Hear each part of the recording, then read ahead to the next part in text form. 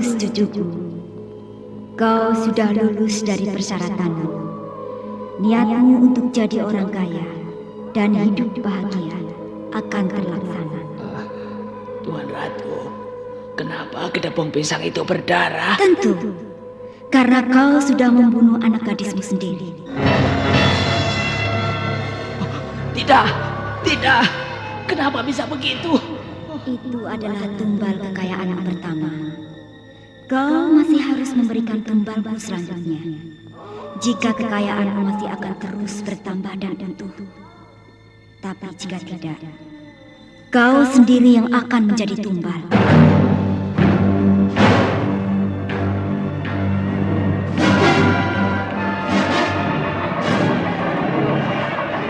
Kejar babi ngepet itu!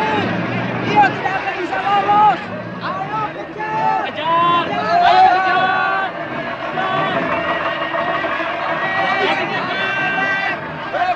Mepet! Babi mepet! Hebat! Ayo tangkap! Bunuh babi itu! Kejar terus!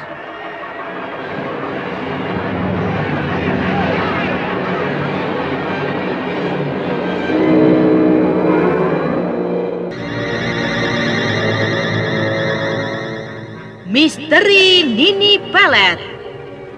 Kali ini mempersembahkan episode ke-14 dengan judul Perjanjian dengan Setan. Naskah karya Ari Hidayat. Teknik dan montase Moko Metal. Dengan sutradara Dian Pertiwi.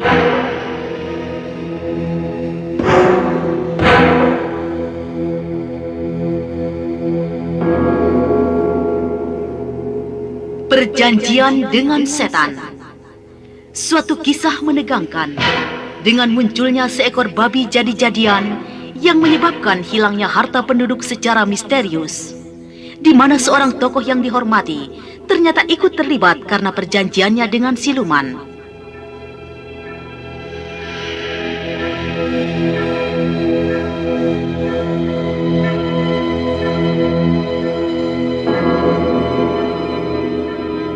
Dalam seri yang ke-26 ini didukung oleh Bambang Jeger sebagai Restu Singgi, Sunario sebagai Mama Jarobat, Margaret sebagai Nyai Pasugihan, dan Lanti sebagai Laraswati. Pengantar cerita Eli Kusuma. Selamat mendengarkan.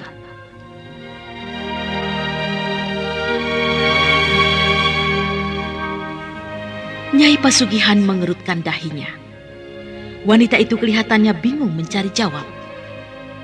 Mama Jarobat bermaksud akan melamar Nyai Pasugihan. Laki-laki setengah tua itu ingin Nyai Pasugihan menjadi istrinya.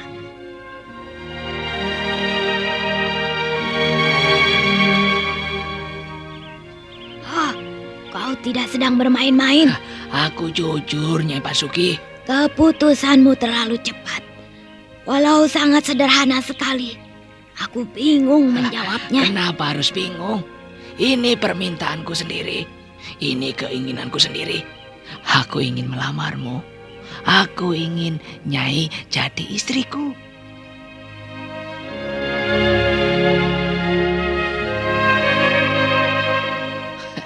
Nyai, kau belum cukup tua.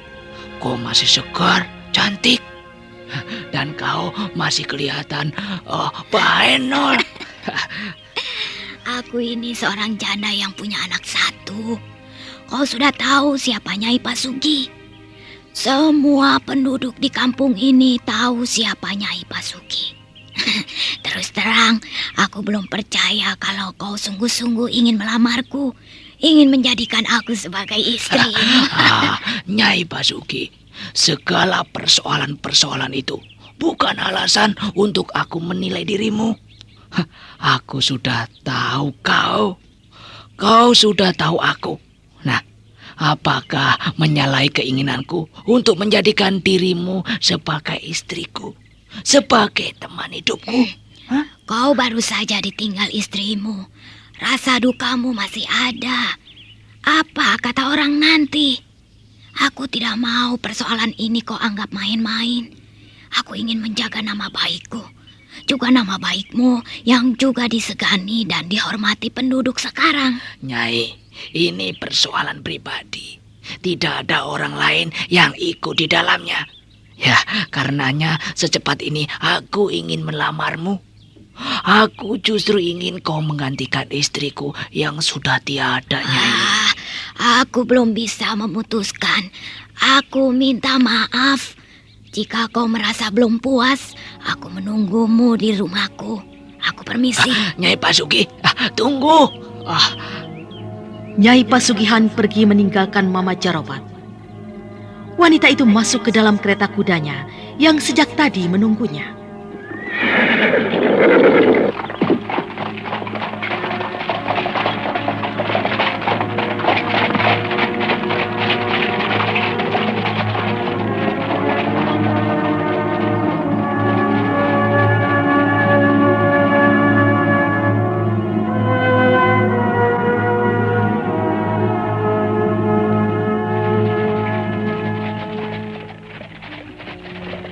Sepanjang perjalanan pulang, Nyai Pasugihan menjadi tidak tenang. Dia gelisah di dalam kereta kudanya. Mama Jarobat, laki-laki itu membuatku seperti menjadi muda kembali. Permintaannya sangat sederhana sekali. Aku bingung menjawabnya. Aku tidak mengerti. Tapi dia memang tidak sedang bermain-main. Dia sungguh-sungguh ingin melamarku, meminta aku menjadi istrinya. Mimpi apa aku di siang gerimis begini? Tapi aku memang harus menjawab pertanyaan-pertanyaan itu.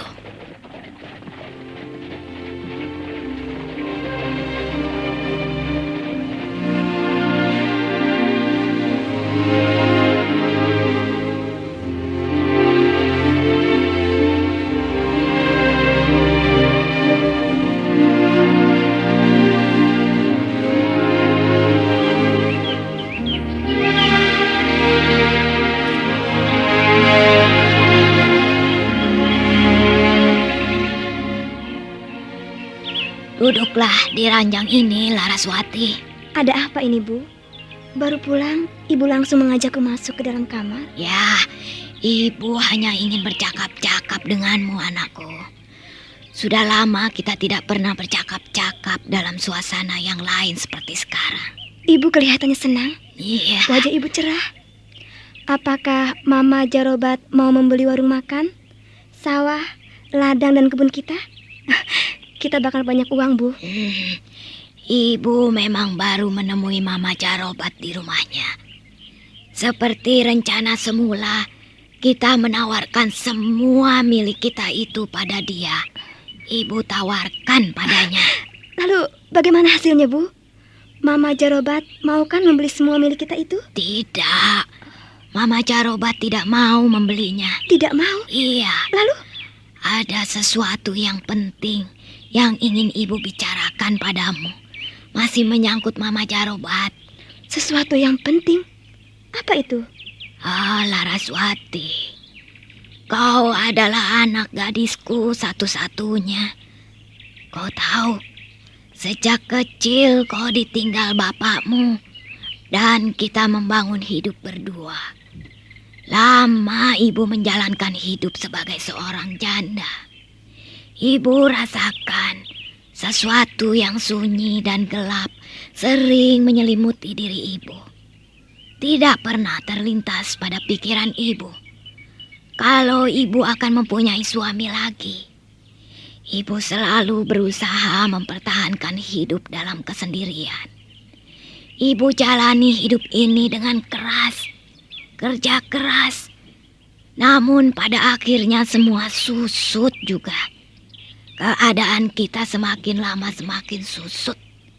Kekayaan kita semakin lama semakin susut. Ibu jadi khawatir. Laraswati, Ibu ingin kau menjawab pertanyaan Ibu dengan jujur. Apa yang Ibu ingin tanyakan? Laras jadi tidak mengerti. Apakah kau masih mau mempunyai seorang bapak? Ibu, Apa maksudnya ibu bertanya begitu? Ibu akan berterus terang padamu. Ibu akan dilamar orang.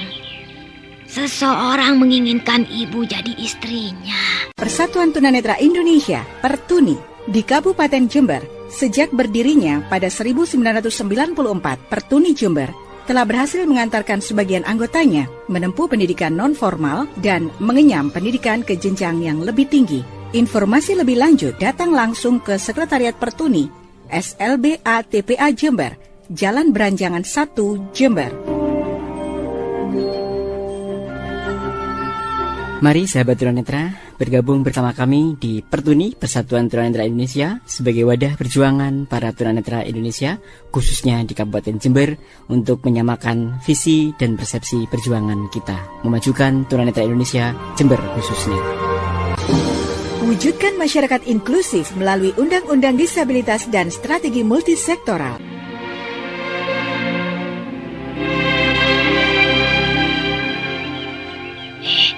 Ibu tidak main-main.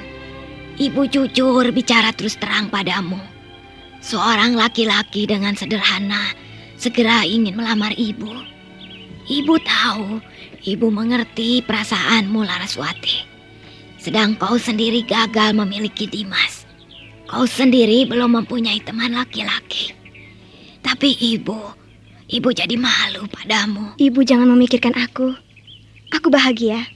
Aku senang jika ibu bisa merasakan lebih dari aku. Kalau boleh aku jujur, aku akan menjawab dengan setuju.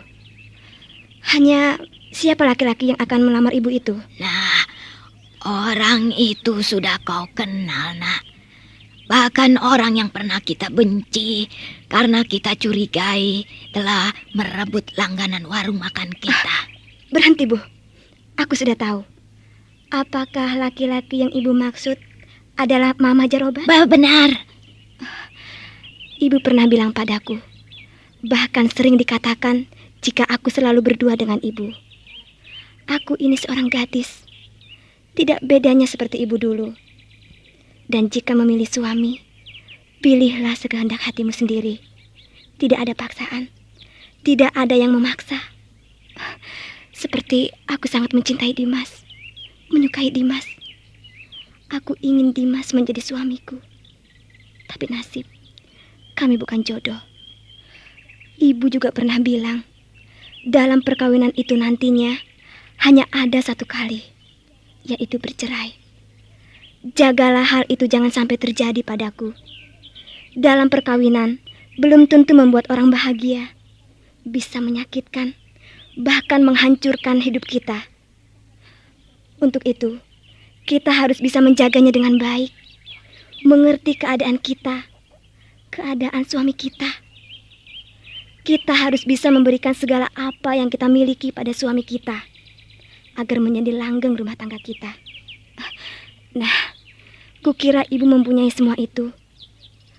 Hanya saja, kukira persoalan ibu sekarang lain. Ibu akan kawin dengan Mama Jarobat, orang terkaya, orang terpandang di kampung ini. Itu memang cita-cita kita, keinginan kita. Kau ternyata sudah membaca apa yang ada dalam pikiran ibu, nak. Segala yang kau ucapkan tadi memang perkataan-perkataan ibu yang sering ibu sampaikan padamu. Tapi semua itu jika kita sangat mencintai suami kita. Tapi ibu lain. Ibu tidak menyukai Mama Jarobat. Laki-laki itu ibu tahu. Dia hanya berdasarkan nafsu saja pada ibu. Untuk itu, ibu pun sudah mempunyai rencana lain. Mama Jarobat orang terkaya. Kita bisa memiliki segala yang dia miliki.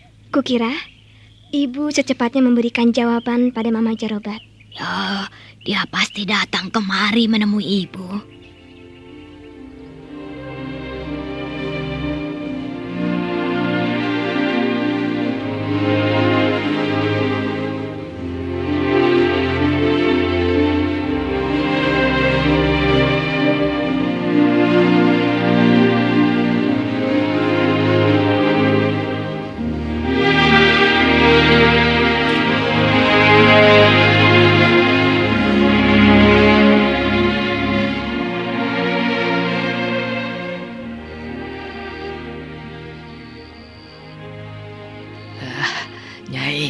Kukira kau sudah mengerti kedatanganku malam ini. Jangan terlalu cepat. Silakan diminum dulu Oh airnya. iya, terima kasih.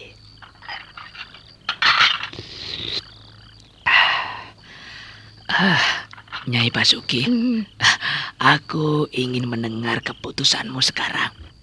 Aku ingin secepatnya kita resmi menjadi suami istri.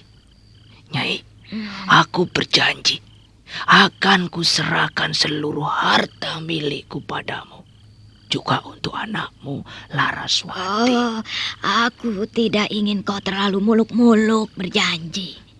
Perkawinan itu pun seandainya jadi, aku tidak ingin membesar-besarkan. Aku ingin kita sederhana saja. Wah, kalau begitu kau mau menjadi istriku? Kau mau jadi suamiku? Oh, Nyai Basuki, Nyai Basuki. Aku bahagia sekali. Kau benar-benar membuatku menjadi muda kembali. Jawaban dan pertanyaan terdengar serasa sejuk di hatiku.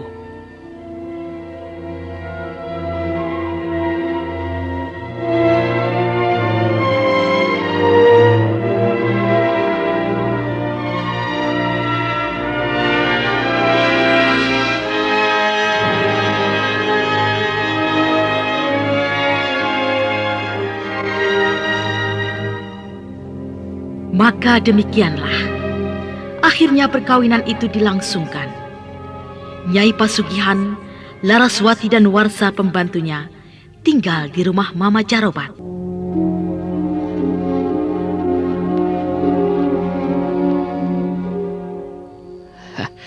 Di rumah ini ada 4 kamar. Laraswati, kau bisa menempati kamar tidur di depan itu. Kita di kamar tengah, Nyai. Dan Warsa, kau bisa menempati kamar yang di belakang. Lalu kamar yang satu lagi di mana? Kamar yang satu lagi ada di belakang rumah. Kamar itu kosong, tidak pernah ditempati.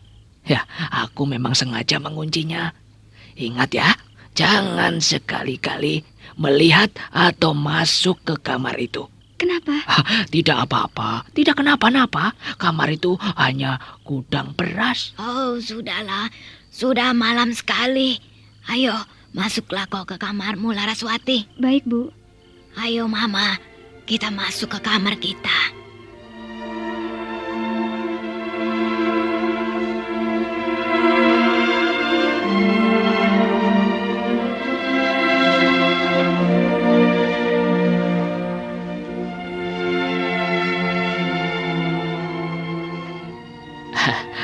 Bagaimana perasaanmu sekarang, Nyai?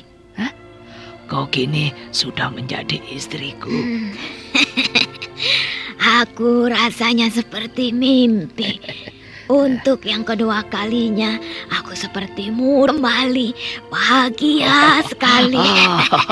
Nyai Basuki, Nyai Basuki. Kau pun membuat aku muda kembali. Kau cantik, Nyai. Kau belum cukup tua. Aku menyintaimu, Nyai.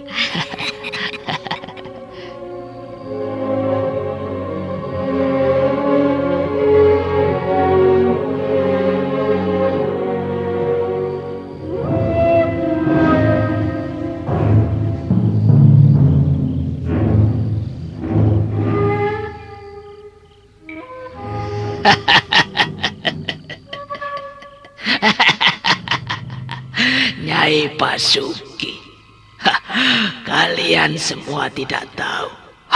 Kalian bodoh. Kalau aku sengaja kawin denganmu, karena kini aku tidak akan bingung lagi. Aku sudah mempunyai tumbal korban persembahanku lagi.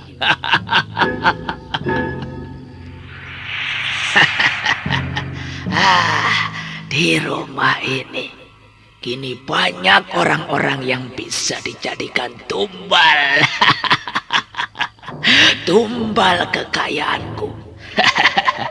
Ratu junjungan penguasa gua setan itu pasti akan senang sekali. dan aku akan bertambah kaya.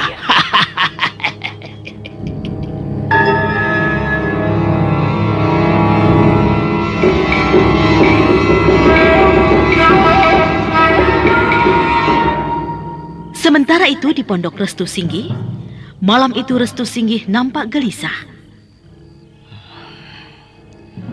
Semakin lama, Mama Jarobat membuat banyak orang keheranan dan tidak mengerti. Kini dia memperi istrinya Ipasuki. Nanti siapa lagi? Yang masih aku pikirkan tentang kematian anak dan istrinya yang kejadiannya sama. Mayatnya berubah menjadi gedebong pisang. Aneh. Aku curiga sekali. Hal itu sangat tidak wajar. Pasti Mama Jarobat menyimpan rahasia yang tidak wajar. Entah dia mempunyai rahasia apa tentang perkembangan hidupnya sendiri. Begitu cepat dan singkat. Babi jadi-jadian itu. Ya, kemunculan babi jadi-jadian itu juga perlu kuperhatikan. Aneh. Semenjak kemunculan babi jadi-jadian itu, banyak penduduk kehilangan uang dan barang berharganya.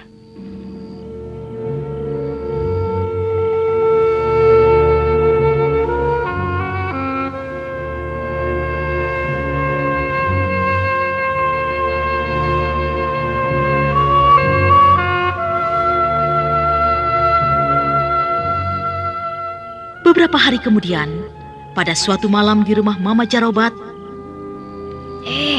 Mau apa kau mengajakku ke kamar belakang itu? Bukankah kau katakan kamar itu kosong, tidak pernah dimasuki orang?